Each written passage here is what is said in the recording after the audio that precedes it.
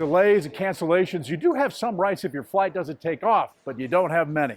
Hundreds of bags sitting unclaimed, thousands of flights canceled or delayed, airports full of travelers stranded just looking for answers. Where are we going to stay? And I said, I'm not sleeping in the airport for 3 days. Arizonans Randy and Arnie Gopin were part of the December airline mess. The Fort Lauderdale to Phoenix flight canceled because of a plane issue. And he said, well, the next flight is Tuesday.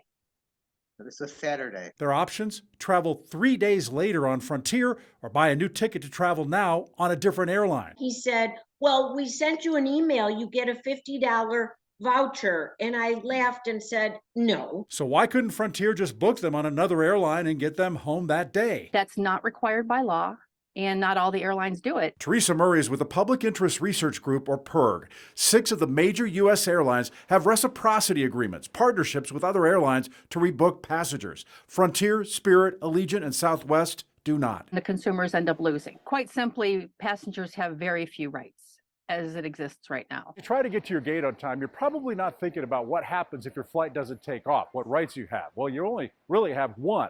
If the airline cancels or there's a significant delay or change to the flight, you're entitled to a full cash refund, even non-refundable tickets. But even that can be tough to get. The airline will say, oh, hey, here's a voucher and, a bottle of water and, have a nice day. They are not obligated to tell a passenger that they are entitled to a cash refund. New proposed federal rules would force airlines to proactively inform passengers of their right to receive a refund, not a voucher.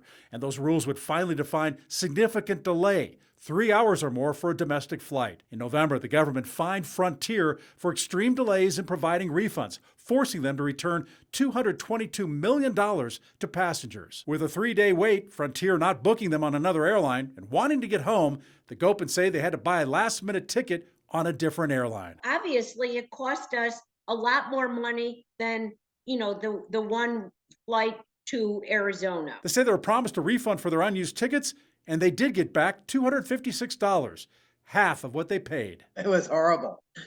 It was a sick feeling because we just wanted to get home and we're like, what do we do? I asked the 4 airlines without rebooking partners for comment. 2 replied. Southwest says in part they're open to airline partnerships that benefit customers. Allegiant says they can't rebook passengers because many other airlines don't fly the same routes. Do you have a flight gripe? Want to weigh in on those new possible regulations? Go to ABC15.com/letjoeknow for links and how to protect yourself when flying. I'm investigator Joe Ducey. If you got a problem, let me know.